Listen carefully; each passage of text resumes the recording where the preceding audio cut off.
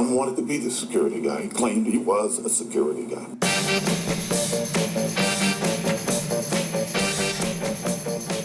Welcome to a creepy version of Security Guy Radio with Chuck.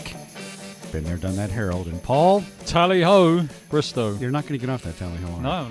It's good. All right, so I got to tell you this story. I got this pet peeve thing going, right? So I go to this store the other day, buy something, and they say, you get a $15 gift certificate to Starbucks. I said, well, that's outstanding. Somebody likes me today. That's great. So I go to get that cup of coffee. From Starbucks. And, of course, you know, the line's long.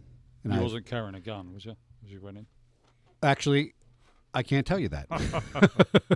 But I was... I have, what's that term, ODD or AD? What is it?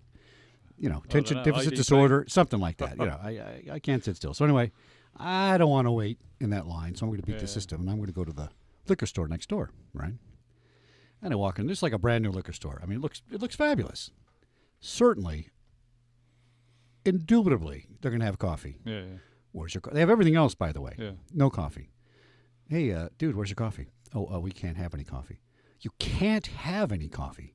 What are you talking about? They didn't have a license for it. No. The lease for the landlord on the property, for any tenant says, not allowed to sell coffee if you're going to rent here because Starbucks doesn't want them to. Oh, that's interesting. Really? Starbucks is going to take away 100 cups of coffee a week from the poor liquor store guy? Yeah. That's kind of evil, I think. Yeah.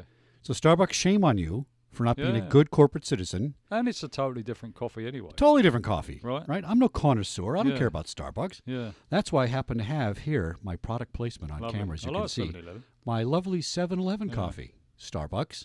So take that. Actually, I'm a McDonald's coffee fan. You know why I don't like McDonald's? Because I have to put... They say, how many creams would you like? I don't know. I want an inch of cream. Well, you don't do that. I said, you got a milk machine right there. You put the little spout, you pour it in. No, I need to give it. How many cups do you want? I said, give me 25 creamers. 25? Well, nobody ever asked for 25. And you got to learn it in Spanish. Well, that's right. You've got to learn that in Spanish. You want. Drives me nuts. Yeah. No. Anyway, that's my little... Sweet tooth. I have Ocho and Ocho. That's Ocho my frustrating milk story. And Ocho sugar. Oh, did you see what I posted on Facebook the other day? No. So I'm at... did you see it, Mr. Bryan? You did? All right. So I'm at Chick-fil-A, which is, by the way, what I used to think it was called, Chick-fil-A. I like that. It's I kept reading the sign for years going, why would somebody call it Chick-fil-A? It makes no sense. Anyway, and this guy's asking for money on the exit. And, you know, Chick-fil-A has this kind of long line. That was me. Yeah, that's going to be me pretty soon, actually, if I don't get some sponsors. So anyway, I could see people giving him money. And he has a big sign that says hungry. All right, now, who would not feed I did see that. Yeah, who wouldn't feed a hungry man, right? Who would not feed a hungry man? Yeah. Very compelling. And I get my wallet out, and I got my bag of chicken, and I'm going, I'm thinking of poor Brian, the engineer, who I buy a cheeseburger for every week to help him out with his low funds. And I'm thinking, I got to help this guy.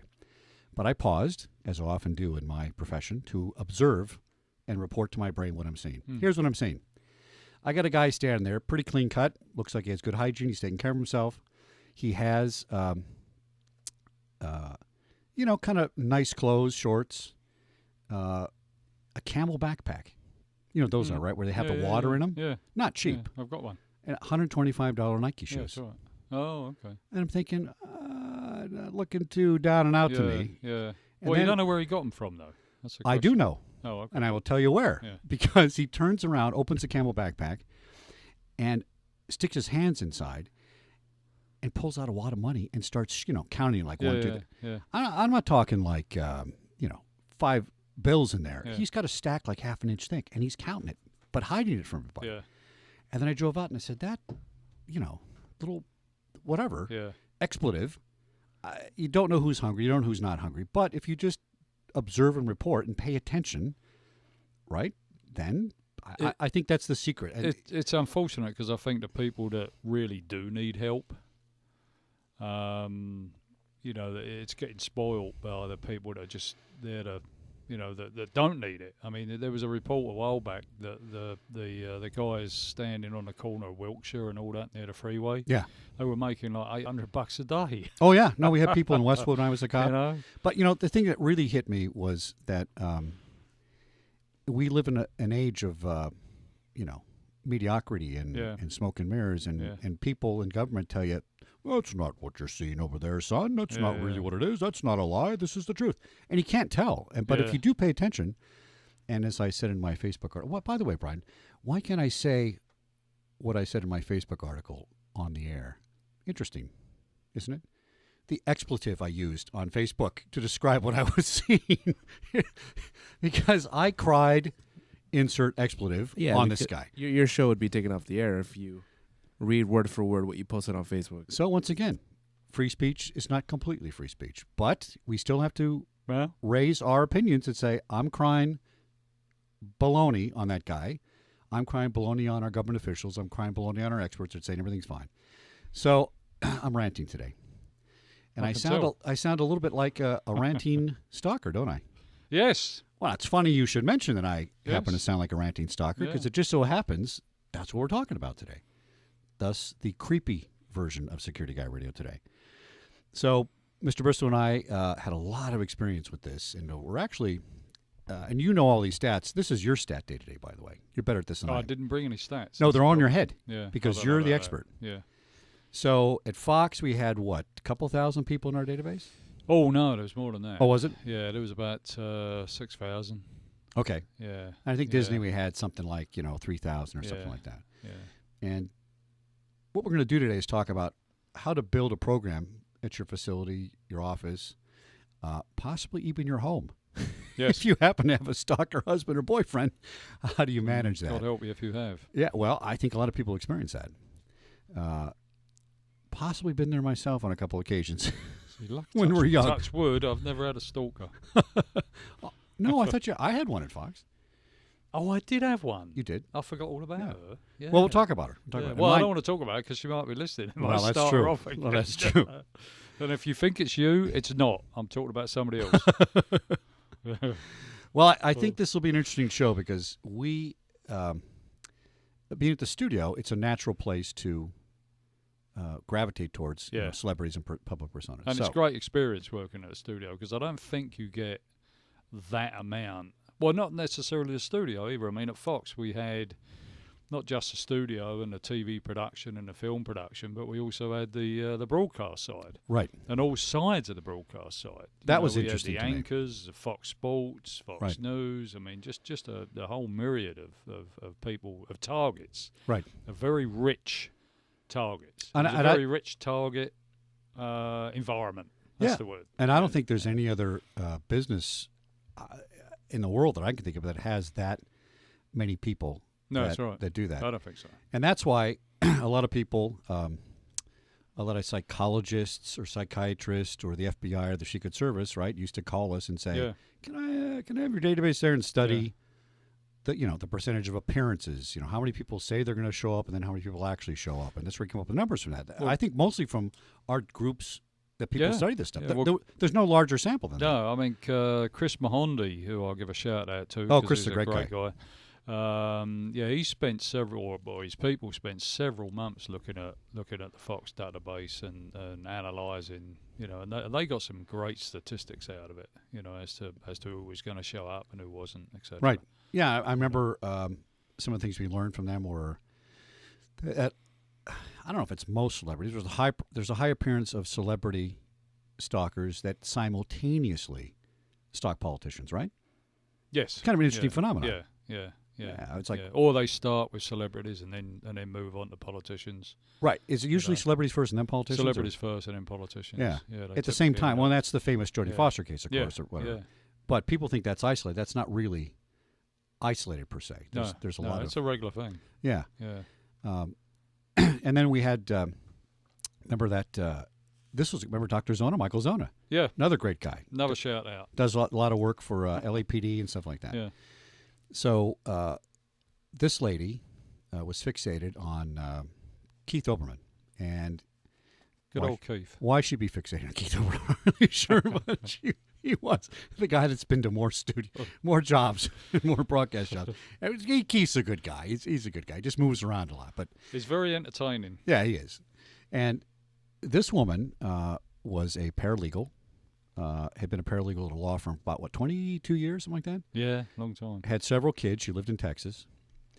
Led an absolutely normal life otherwise. And in the background research, nobody disclosed anything different about her being weird or strange or anything like that. But she just had this thing for Keith Olbermann, and she thought he was talking to her through the TV and giving her messages. And she went so far as to quit her job. Personally to her. Yeah, talking personally to her. Exactly. That's right. Yeah, that's the issue. And she believed that he was proposing marriage. Now, Keith claims he never met her. I believe Keith. She was adamant that they had met before, and this is why he was transmitting through the TV and stuff. And she actually dropped her career, left her kids, came out to L.A., and she was going to go to, was it medical school she wanted to go? Yeah. Smart woman, right? UCLA. She's going to UCLA, and then she was stopping by the studio. So we intercepted, and we had Dr. Zona talk to her. And then she started stalking Dr. Zona. Yes, and she did a lot of research on him. She knew all about Dr. Zona when she sat down. Right. Yeah. So this is... And I think that's the first time Zona had actually had that. I bet it was, yeah. So Pretty we're starting off with that story to illustrate how people like this are problematic, how they're just not going away, ladies and gentlemen, and you have to come up with a management program, right? Yeah. And you got to figure out a way to manage. You're never going to get rid of it. You're never going to solve it. You're never going to cure the people.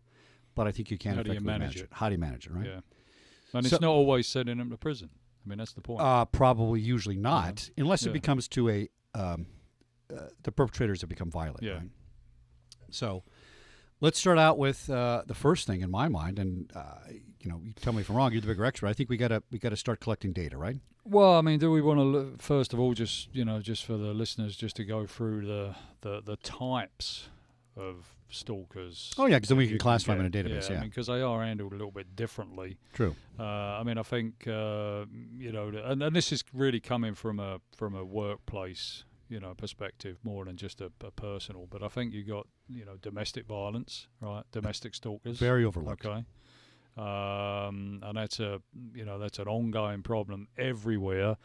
If you're in a company out there and you think you haven't got domestic violence problems within your company, look out. Yeah, you're 100% wrong. Here it comes. It's going to hit you in the face, and you won't know what the hell is that. And the higher percentage of employees you have working for you, the higher percentage of problems you do have, exactly. and you don't know it. Right. Yeah, and probably the higher percentage of female employees you've got, you're probably going to have more problems coming. No, which is more exactly what I thought I male. said, but Did you say female? I thought you said just employees. I thought I said females, but my blood sugar's low. Well, perhaps I wasn't listening. Why bother? Perhaps I wasn't actually listening, which is one of the issues. And what's our motto on my on all my Facebook advertisements? I should have listened. Yeah, exactly. Well, yeah. And then from a workplace perspective, you got disgruntled employees. Yep. Right? Disgruntled ex-employees, which is what everybody's always thinking about. It's well, always got to be. They tend to be in the news more. Yeah, exactly. Disgruntled clients. Right? Everybody's got clients. That's right. Okay, and everybody sooner or later the client doesn't think that you provide what you should do. And it's internal or external client. We have to think about that too, because your internal client might be a different business unit. Yeah, exactly. Yeah. Or a vendor. Vendors, yeah. Disgruntled vendors. Yep. Okay, are always an issue. And then you got those people that I think are focused on the high visibility employees in your company. So maybe an executive or talent in the entertainment industry. I think most people think that that's where the brunt of these problems are and focus on that. Yeah. And a lot of the busy, nasty work is going on below these other categories. Yeah. I think the high visibility stalking cases are probably easier to deal with because the money's there. Right. You got to protect these people, etc., etc. And you got the female clerk down there that nobody really cares. Probably not really. Everybody's throwing that money into. I agree with you. Protecting them. Yeah. So I think that's the different areas, I suppose, the different types. And then I think from a talent and executive area, you've got erotomanics. Yep. Possibly. The one we just talked about. We had a stack of those at Fox, Oberman thing. That term was definitely an erotomatic. Yeah, the term for that woman, erotomatic, was that she actually believed that she had a relationship with him Yeah. when she did not have a relationship with him. But everything else about those people normally, You wouldn't know that there was a problem. they're perfectly functional. Yeah. Yeah. Yeah. And then I think you got love obsessionals, which really comes into the talent side, and possibly the love obsessionals with employees. Yep, employee-to-employee violence is something we don't think about. All right, so we got them broken down into some nice categories. We're going to be back in a minute, and we will talk about how to manage each one of those cases and what you got to do at your place of work or home or wherever you are to try and deal with this. Back in a minute on Security Guy Radio. That's securityguy.radio.com. Follow us on Facebook, Twitter, LinkedIn, and the YouTube. YouTube.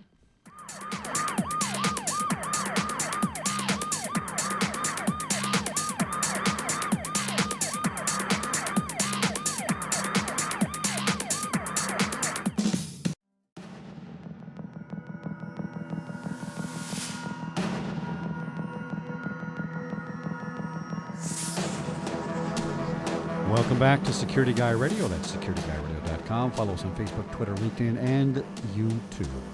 Talking about stalker management today with my co-host Paul Bristow. I am the creepy Chuck Harold. I'm not going to say anything.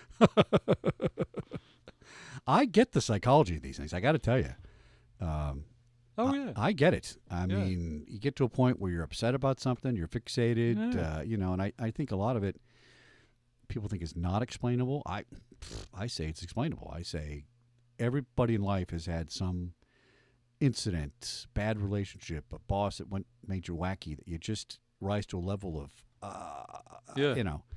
most people have a control mechanism, and the people that go over the edge like this don't have the impulse control. I think that's kind of the basic. Yeah, that's the basic thing a there. lot of them don't have the support for whatever reason. If you're raised a certain way where you think there's no such thing as something that's improper or out of bounds, and the danger is that they're functioning a lot of times as if what they're doing should not be objectable to anybody. What are you talking about? Yeah. Oh, I'm in love with that person. I love them, so I can't act this way. And, it's Well, I think that's hard to explain. probably 99.9% of the cases. And you get the people like that, the shooters that come in that, and by the way, when we talk about stalkers, we're going to separate those two. Most stalkers, isn't it from Chris Mahandi's thing at lecture, I think, didn't it say that, about 1% of these people ever show up, and about 0.5% of those it's do pretty something, small. right? It's I mean, very small. Just from our personal experience, you know that. Right. It's very, very small. So don't think that the stalkers are the shooters. They're really not. Yeah. And if anything, they're more of the personal attack, Well, close quarter. I mean, we got to differentiate what we're talking about here. I mean, we're really talking about the long term. Well, not necessarily long term, but the people that you traditionally think are stalkers, not the guy that's going to be the mass shooter. These people are not that guy. That's right. Yeah. Some of them could be. I've never seen a crossover. Well, you look at a Chris Black. That real old case where it was basically a love obsession between two employees, or he was obsessed on, and I can't remember her name, but they actually made a film about it. Real good case, and he was a love obsessional. The company didn't really deal with him properly, and he came back and shot the place up. That's true. It does happen. It does happen, but it's not the majority. I don't think. Right. They're typically going to go after. Well, you look at the Seal Beach one. That's a great stalking case. I mean, where we shoot eight down there. Yep. A really good domestic violence stalking case. Yeah, I think if you have the domestic violence category here in the stalker analysis, that's your most volatile. That's what sends my ear up. That's your most dangerous. Yeah. I mean, even at the studio, I mean, you had a lot of, shall we say, dysfunctional people. Focused on talent, etc. We like to say talented people, creative. Oh, yeah. Well, no, I'm actually talking about the stalkers. Oh, those guys, yeah. But, yeah, I hear what you're saying. But they weren't really the ones that worried me. I mean, you had a certain amount of political pressure because you had to take care of them and you had to deal with the issue. But the ones that really concerned me was the domestic violence cases. I mean, they're the ones that really sent the hair up. Well, how do you keep track of it all? So if you have 3,000, 6,000 people, what we did is we brought in our computer guy, Mike O'Brien. Mike O'Brien, I'll give him a shout out. Plug out to Mike O'Brien of AccurateComputing.com. Yes. This guy is an absolute real deal genius on this stuff. He was doing forensic computer searches for us in '96 when nobody even heard of it. The guy's really good. So he wrote a database. We gave them what we call the data elements, meaning, we would categorize all these different types of stalkers and then include, their address, names, cars, whatever we can on and gather them. And then we just track it, right? And we would know that if it's domestic, you and I know that that's a red flag. So the first thing you got to do in your program is find a way to collect the data. And then you got to figure out a way to kind of collate it and sift it out and figure out what it is. So if you guys want to talk to us about a database, give us a buzz here or give us an email at Chuck at Security Guy or Paul at SecurityGuyRadio.com. We'll help you. And we're not talking about some databases out there that give you a rating. Not that of dangerousness. Yeah.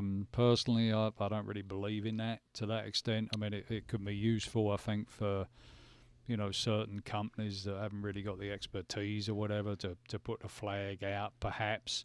But I think the danger is that you tend to overlook. Right. I mean, many a case I would look at, and if you looked at all these the categories that people give these cases, and a lot of times I would look at the particular case or read a letter or an email, and none of it would be picked up in a database, right? Because it didn't have those words in it. But you just look at it and go, boy, you know what? This gives me the chills. Well, there's key. There's something wrong with it. That's the name of our creepy show today. Exactly. Because if you feel the creep factor, that's if it feels weird, it is weird. And our good friend Gavin DeBecker, The Gift of Fear, remember that book he wrote? Yeah, absolutely. That's a spot-on book. Fabulous. A lot of people say, oh, well, that doesn't really make any sense. Yeah. It deals with your intuitive intellect. Yeah. And women probably know this more than men. Their intuition, their feeling, something's not right. They're correct about that feeling. And if you go with that, it's if right. It feels wrong, you better follow your feelings. You better follow it, especially in this kind of business, right? Exactly. So those databases where they do the analysis, they ask really, really good questions. Yeah. And they're good for a guy that has no background in this, and you put the data in there and you push the button and it says you got a rating of a 7 out of 10, pay attention. Because maybe one of the answers was that we know about stalkers. They take drugs. They use violent words. They follow people. Yeah, those are all kind of history. Those are basics, right? Yeah. But take, for example, what's the one we had with our news anchor in L.A.? I won't say her name. So well, but I won't say her name because she, to protect her identity. But she had a guy that kept writing her little short notes and wanted an autograph photo. And I said, do not send this guy an autograph photo because his letters were just a little weird, right? And she did because she's a very nice woman. And luckily people have got away from that, I think. Not sending them out, probably. Not sending them out. Well, because it's so available on the internet now. You can get your picture anyway. Yeah. This was but many it was years the ago. little messages that they used to put. Yeah. See you soon. Love. Oh, the talent. Oh, my God, yeah. Oh, yeah. You say love to a love-obsessive stalker, you got a problem. Yeah. So after the guy got this photo, then he started writing letters. Now, this is one of our really good cases. He wrote 2 or 3 letters a day that were front and back 3 or 4 pages each. Yeah. Remember that guy? Yeah. And the productivity this guy had, if he was a news writer, he'd be a millionaire. Yeah. The guy could write. Now, it started out with very love focused wording, and then turned into love obsessive, and then progressed into really kind of weird Bizarre. Stuff that you would not even do in bed. Yeah. It was very strange. Yeah. And that's saying something. It was very strange. But if we put that in the database as just the guy that sends letters and he keeps sending letters, a database analysis program might not have picked it up. Yeah. You had to read it to get the chill in your spine to go, exactly. oh, if this guy came in and wanted to do that stuff, very strange. Yeah, those type of, they're useful tools, but I would say that's it. They're a tool, Right. And we had that, remember the guy that, I can't remember his name, Dark Knight or something like that? Now, this was before that movie even came out. This is back in the 90s, okay? Yeah. He would send people photographs of women with arrows through them. Yeah. And he'd Photoshop them so they looked fairly real. Yeah. And he'd take a celebrity and he'd put an arrow through her with the Photoshop and kind of going, oh, that's weird. He had a huge following on a Yahoo chat room back then. And now that's one guy we really couldn't personally identify. But let's just get back to the database thing. We have all these categories. And interestingly enough, most of these people, 99% of them, we had their name, address, and phone number. Oh yes. An email Yeah. sometimes, right? Yeah, absolutely. Because this personality, Very few are anonymous. right, and their Yeah. personality does not want to hide because Yeah. they think, just like our engineer, Mr. Brian, thinks, they're perfectly normal people. Yeah. They actually believe that. Oh yeah. Isn't that right, Brian? You tend to believe that you're perfectly normal, don't you? Yeah. And- And both of me thinks I'm very normal. Exactly. Exactly. Yeah. Yeah. Listen to yourself when you're telling yourself that. So, all kidding aside, the good news in these sort of cases is that you're not going to want for lack of data. Oh, You're yeah. You're going to get Yes, the sir. letters. You're going to get their addresses. You're going to get their phone numbers. Yeah. So once we get a database and a way to take this data in, the next thing we used to do is a background check, right? Well, I mean, if we're looking at, perhaps we step back a little bit. If you're looking at, for education purposes, case management, right? I mean, I think the first thing you have to talk about, and which a lot of companies sort of miss, is the education of the employees in this sort of stuff. Oh, well, I was getting ahead of it. You're right. Okay, yeah. I mean, do you actually go out and, especially with the domestic stuff, if you're not drilling into your employees that if they've got a restraining order or if they're suffering some sort of problem, whatever it may be, if they're not informing you, then you're going to get hit with something that you're just not expecting one day. Well, that kind of goes back to the data yeah. collection. So you're right. The data collection. That's something we should put in. Education, the communication, especially if you've got a pool of people, perhaps talent, you better be out there doing classes. Right. And telling them what to expect, and saying, don't destroy your emails. You're not the IRS, right? You need to send this information on. Now, tell everybody why, of all these categories of stalkers we came up with, why the domestic violence one is the most relevant to convert it into an actual violent act. Well, I think, apart from just the statistics, isn't it like 40% of violence in the workplace is driven by domestic violence issue? Yeah. Either internally or and probably even more, actually. Probably more. When you look at it. Yeah. Oh my gosh, there's the music again. Oh. All right. Well, we'll be back in a minute on I was just about to say something. Never mind. Well, back in a minute on Security Guy Radio at securityguyradio.com. Follow us on Facebook, Twitter, LinkedIn, and YouTube.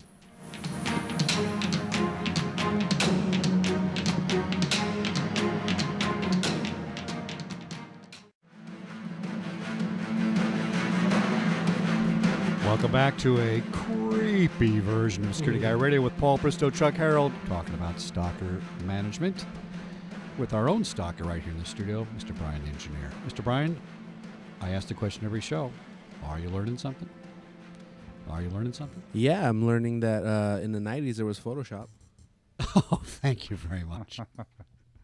Actually, it was a program called Microsoft Image Composer, which doesn't exist anymore, which is better than Photoshop. But I digress. Mr. Bristow, take it away with your excellent plan, which I think is the industry standard. And by the way, I kind of think was one of the, if not the first standard, because, stalking was kind of, stalking wasn't created in L.A., but a lot of the laws came from California. The first laws with Rhonda Saunders and Kathleen, the safety chick. I mean, again,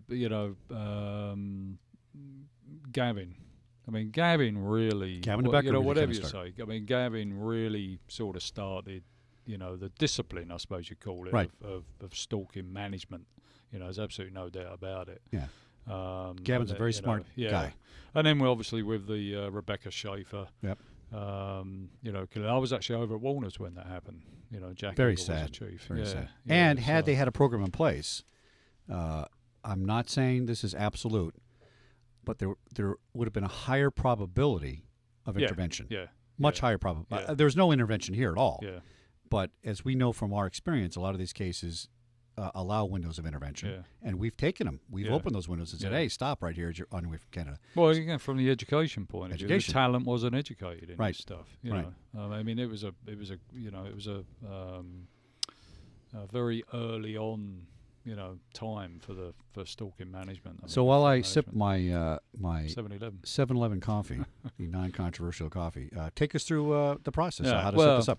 I mean, I think obviously there's different ways for different companies, and and this really only applies to companies. But well, here's what I would say to that before you get started. If you're a big corporation, you got a big budget, Paul's going to run you through things that you should do and probably must do, frankly, because it's a business necessity and you can do it. But to my friend at Sinorama, small business, right, Ed over there, I think Ed can still do a lot of this stuff. Oh, absolutely, yeah. I mean, most of this stuff you don't actually need money for. You don't need money for, right. You know. And if you're a big company and they're not doing anything about it, and you're the security, let's go to the lowest level. You're a security administrator. Yeah. You know what? Start doing something. Yeah. Don't wait for somebody on high at the C level to say, let's have a program. Start doing some of this stuff now. And by the way, you'll be amazed at the number of big companies that don't have a program. I mean, we've consulted most for, don't. for companies, and most don't. You're not doing this. Are you crazy? What, are you collecting Are your? you crazier than the people that are stalking? Are you collecting your restraining orders from employees? Oh no, we can't do that because that's a privacy violation of their rights. What are you talking about? It's a public record, and she has a boyfriend who wants to kill her at work. You got to have that data. Anyway. I'm talking too much. I've had too much coffee. Go ahead. So I think, obviously what we just talked about, education, etc., and communication, getting employees to let you know when there's a problem. But before you can do that, you got to have some way of tracking it. Right? As one of the lessons that I learned at Fox, we went out and started doing education programs, and then all of a sudden we started getting all these boxes of letters in, and we had no way of dealing with it. I remember that. that? Tons of stuff. Yeah. Oh, remember when the X-Files just Absolutely decided no to way of ship us dealing like, with it. UPS Yeah. deliveries like it's Christmas? Well, now the X-Files was interesting, just to digress a little bit, because we sat down with them and we used to say, and still do, if it's weird, if it looks weird, it is weird. It's weird. Right. Now, the problem with the X-Files is every single communication that they had was weird. That's true. Right. So a jar of fecal matter did not look strange. That's right. yeah. True story, by the way. It is a true story. I was talking about that the other day, funny enough. But then we had to go back to the X-Files, crew and admin and sort of say, look, you know what's weird for your particular production. Right. Right. So what we're looking for is what pushes that weird meter above the normal, right, in your environment. So that's the other thing you got to take into account. Good point. What's normal for your environment? Right, and everybody knows what that is, in that particular. Because the hair in the back of your neck stands up. Exactly. Right. That's the difference. So I think, obviously the first thing you got to do is have some way of tracking this stuff. All right, you got to have some way of putting it in a database. Paper files to start, something. Whatever it is, and you got to have somebody that can read it. All right, you got to have somebody that can look at it and perhaps, hopefully, understand what they're seeing. All right. I mean, even something simple. If you can't do the database, you got your file cabinet with 5 drawers, and at the top, you put a big piece of red tape across it, and that's the weird drawer. Yeah. That's the super creepy weird Yeah. drawer, and that's where you keep the things that you got to be really concerned about, and everybody else goes below. Yeah. Something simple. I mean, some of it can get a little bit cumbersome if you haven't got a good program, but you could even probably put it in an Excel spreadsheet or whatever it is. Most people have got scanners now. You can put this stuff in. Emails is easy, right? You can just save that to a send it up to the hard cloud, drive, whatever. As again, unless you're the IRS. Then you got to put together a little team. All right, what's the team in your company that's going to be dealing with this stuff? Okay, typically it's a security guy, right? Security guy. Security guy radio, possibly. Yes, call us. We need money. Oops, fraudulent slip. Legal, HR, finance. I used to bring in anybody that could have an impact on what you was looking at. Now, if you can't do that because you're a small business like my friend Ed, tell me if I'm wrong. Could you still do it by saying his team is him, his lawyer, LAPD threat management unit, maybe absolutely outside people to help them? Yeah, just do an evaluation, do something. In other words. Yeah. Okay, go ahead. Well, that outside, so I think that comes into the next step. Okay, all right. And this is all preparation. And if you're not doing your preparation, you're going to get caught short, and you're going to be panicking. Everybody's rushing around. You're probably going to, and this is one of the things that our old boss Dean Ferris recognised when we started the program at Fox. Was we had a couple of early on cases that everybody panicked, right? Yep. And we spent a lot of money on EP, which is very expensive. Oh, where the executive we probably protection. didn't need to. And it doesn't guard against that. Yeah, because we didn't have that early on, that upfront research done that we should have been doing. So you've got to get your vendors in place. You've got to get your EP people. By vendors, you mean who?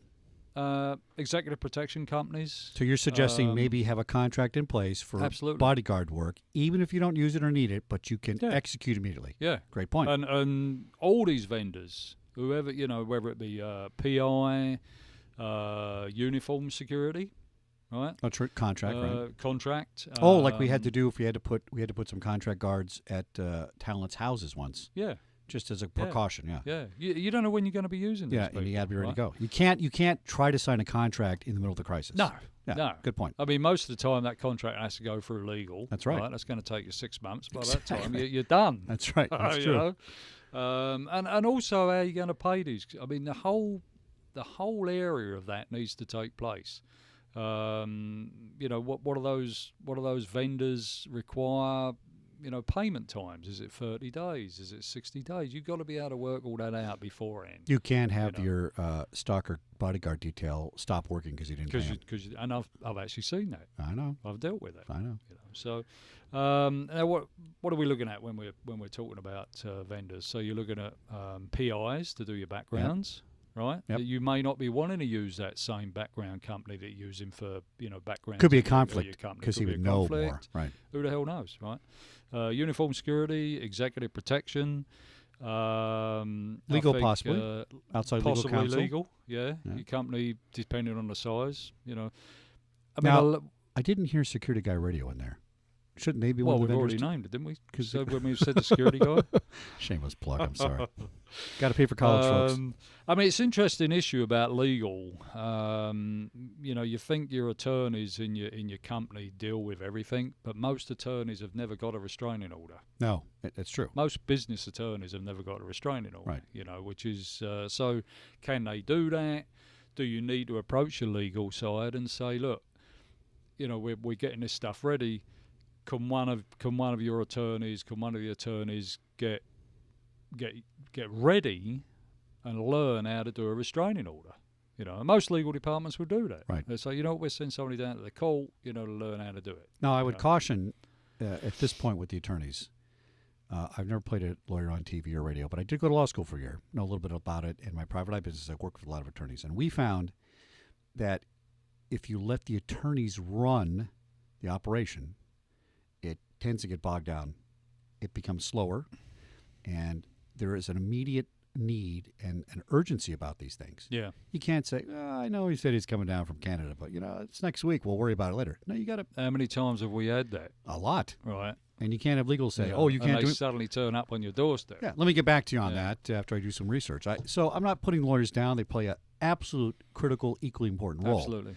But somebody has to own it, and that's you, the business owner. That's you, the department head. That's you, the VP of corporate security or something, that has to drive it and use those other people as resources. Because your goal is to do one thing: it's to protect people. Yeah, exactly. We have insurance for stolen VCRs. We don't have insurance for people getting killed. So I'm sorry. Go ahead. That's all right. Forensic psychs.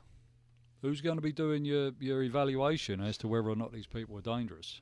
Oh yeah, that's a big which one. is totally different, guys, from an EAP. Right. Most EAP aren't, I'm afraid, qualified, to give you a dangerousness. Now, that's an excellent point. Why do we do that? Part of it is shifting of the risk. In other words, I'm telling you as a security director, an ex-cop, this guy's dangerous. Don't take my word for it. Let's take this psychiatrist. I wouldn't tell you. No, I know you wouldn't. Nobody does. That's why I have a radio show.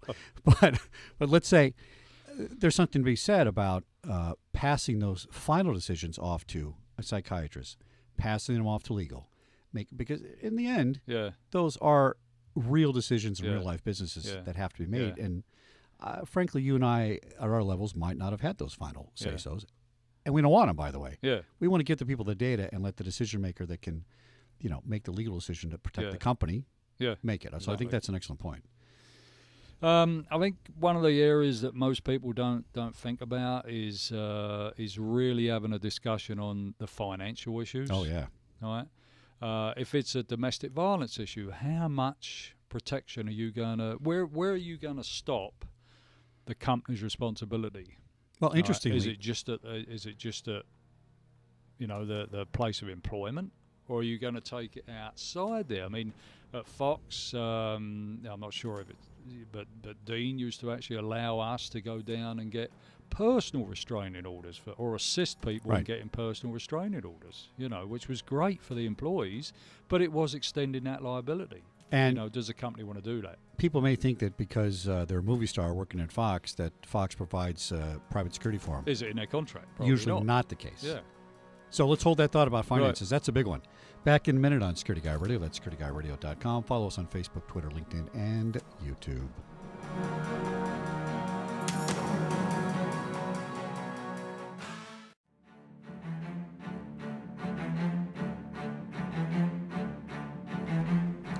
Welcome back to Security Guy Radio. That's securityguyradio.com. Follow us on Facebook, Twitter, LinkedIn, and YouTube. Now, I say that every show 10 times, Brian. Does anybody actually go to YouTube? Please go to our YouTube and look at I our... thought we had a lot of... we have quite a few, but I want... Until we had a problem. Well, Do we want to talk about I it? do want to talk about that, in Okay. case people don't realize that. Oh, that's true. Yeah. let's maybe just looking say for it. there's a... you know what? Let's not talk about it. Let's Okay. finish this. It's more All right. important. All right. All right, so we left off with finance. People forget that all this stuff costs money. Everything. Not a lot of things we're telling you to do are freebies. You can do it. But yeah, if your employee is being stalked by their boyfriend at work, is it your obligation, and I'm not speaking as a lawyer, but is it just kind of your moral obligation to provide them security at work? I think at work. It's your Absolutely. basic environment as a Probably. business owner to provide basic security for your Yeah. employees, right? Yeah. But do you send the security guard to the car with them? If you're going to do that, why don't you just follow them home? If you follow them home, why don't you stay there? You got to stop it somewhere. Yeah, well, at what point? What point? And the other side is, who's going to make those final decisions? Because, remember the problems that we Right. had with this. At some point, somebody's got to make that final decision as to where the money's cut off. And it may be you've got a real, an executive that means a lot to the company, right? Oh, that's They're the sort of person that you're going to have people protecting their houses and that type of thing. So who makes that decision as to when you stop? Okay, now that decision's going to be made with all the information that you can possibly get from the PD, from the sites, Right. from the security representative. Okay? And don't make the mistake of not discussing this immediately, because the assumption between you and the victim is that you're going to take care of them and protect them. Yeah. That's what they think. Yeah. Well, I think you also have to sit down with a target. I mean, I like using the word target. Yeah, that's true. You have to sit down with a target and go over this. You have to explain the process, and you have to explain their responsibilities. Because, as you know, we've had cases where the target hasn't reacted the way that you told him to. No. Right? And this is especially important in domestic cases. Oh, very important. It's It's emotional. Yeah. If they're going to break that restraining order, you're back to square one. Yeah. I mean, you've got a real problem. So you really have to sit down and talk about how that's going to be dealt with. I like to put things in writing through emails. It's a subtle way to document it. Yeah. They're not going to sit down with a contract and say, sign this and do this that I told you to do. They're not going to want to do that. Yeah. Well, this is to memorialize our conversation today Yeah. about some recommendations for you to do. Yeah. And if they don't take them, something happens. It helps. So another area, I think, we were just talking about this at a break, is counter surveillance Oh, very important. and your physical security plan. Very important. How does that tie in with your stalker problem? Yeah, and have you already got a physical security plan? If your doors are wide open and you're suddenly going to close everything, then it's not going to work, guys. Right. It's just not going to work. No, I You can't really say- better be doing physical security beforehand. Well, that's right. But let's say you don't have a guard there. Let's say it's just not the property. That does not mean you can't have a counter surveillance program. No. Doesn't mean that. You enlisted your employees at FedEx to what do they call it now? Kinko's FedEx? No, I don't know. Whatever they call it. The copy guys to say, this guy comes in once a week and he's making copies of some crazy crap. Yeah. Oh, we should tell somebody about Yeah. it. So at Disney, we had a program. And people would watch things at gates and report things at gates. And we had 5 properties in Greater LA that I was responsible for monitoring. And one day I start looking at these reports, and by gosh, the same car showed up at all 5 locations the same day. Yeah. And we caught it through the license plate. And I went, well, that's significant. Yeah. Cold plate. Yeah. Not a stolen plate, Yeah. not registered in another car, cold plate. And to this day, we didn't know who it was. Yeah. But we were hoping that since we knew about it, then we'd alert the gates, and the guy never came back. But they were taking photos of the studio. significant. Probably not a stalker, right? Yeah, yeah. But Well, you don't know. you don't know. Or a right? terrorist. Could be a terrorist. Terrorist, Or Disney. right? You know. So yeah, it's important to have this counter Yeah. span. So you should Yeah. be watching your people watching people. Yeah. Well, I think, as we've learned, through other, through our other shows, etc. All of the people, the mass shootings, domestic violence, everybody plans before they do something. Oh, these people are not That's dumb. it. They're actually Right. pretty smart. Yeah, They have a yeah, plan, right? Yeah. So somewhere out there is that little piece of information that you can pick up on and say, you know what, this guy's planning. He's doing something. He's doing something. Or woman, Yeah. they're definitely up to something. I think if we roll in, that's the sort of prep type of Yeah. stuff that you got to do. And then what do you actually do with a case? Well, the simple version is, if it looks like a duck, walks like a duck, quacks like a duck, it's a stalker. Yeah. Okay, Yeah. so Yeah. if the hair on your neck stands up, now you have your infrastructure in place. The prep actually becomes your infrastructure in a way. You have people on board, they're ready to evaluate, they can sit down and have a meeting, they can get on the phone. And I think the most important thing here is to have a sense of urgency. Am I Yeah. wrong? Yeah. It- Oh, yeah. you know what? Yeah. Let's talk about it tomorrow. No, Yeah. Yeah. let's not, because if something happens and you weren't being diligent, Yeah. you're screwed. Yeah. Because you had the information and you didn't tell the As victim soon as about you it. get that, you better do something. You got to tell the You victim. know, or it comes from the target. I mean, the target sends it to you. It does. I mean, You know? in a Especially studio with case, domestic violence it can be type of both. thing. But remember, Yeah. there's always a reluctance to get a weird letter, addressed to the talent never saw. Oh, from a talent perspective, it was always a problem because the manager would want to, deal with it without talking to the talent. They don't want to tell the talent that somebody know? wants to kill them. Yeah. you know. And you could see where it might make you nervous on air or something Yeah. like that. Yeah. But better to be nervous than dead. Yeah. Yeah. So- No, I sort of put a stop to that when we was at Fox. I mean, I insisted that the talent made their own decisions Yeah, it's the because best way it's to do it. their decision. Yeah. In the end, it's not really the company's decision. It's ultimately their decision. It's ultimately Right. their decision. It's their life. So we got our Right. infrastructure in place. We have warning signs. We have pre-incident indicators, as Gavin DeBecker uses well. and Which is speaks about. a really good That's way a big of one. putting it. Yeah. It's a pre-incident indicator. Yeah. Well, the guy at Yeah. Virginia Tech was doing target practice Oh yeah. with targets on the On the ground. floor, yeah. Why didn't somebody Yeah. say, "Oh, Oops. hey, that sounds kind of funny. You better call somebody on that," right? Yeah. Right. So I mean, how many people could they have had in that target range nobody. had done that before? I guarantee you I mean, nobody it did could that. be a common. No. So surely. it's like you said. Right. There's a pre-incident indicator. Somebody's Yeah. saying, if it's an email that says "I love you," if it's the guy that sends his request for an autograph 20 times or Yeah. something, that Yeah. guy's weird. Yeah. All right. So what are we going to do about it? Well, I think number one, you got to interview the target, obviously, right? And as we've had, sometimes it's not a real case, Meaning meaning it's something that they've made up, the talent, you mean or somebody else, the employee, Oh, whoever it is, or the security company. right? Or the security. I mean, Oh. whatever it is. We've had some right? security Yeah. companies create fake stalkers Yeah, to raise their bill. yeah. Yeah, Yeah. it's happened. Yeah, but there's a lot of so-called victims, targets, that actually there's a high percentage that actually make up their own cases Yeah. because they want to be the centre of attention and all the rest of it. So you've really got to, is this a real case? But you got to treat them the same. Treat them exactly the Right. same, and by finding out is this a real case, you're going to get into the guts of it as well, right? Right. Now most targets, especially on the domestic side, won't give you all the information. No, they're embarrassed. Or, So you got to dig and dig and dig with them, and make sure that they feel comfortable, etc. Right? And then once you're, I guess, semi-comfortable that it is a real case, etc.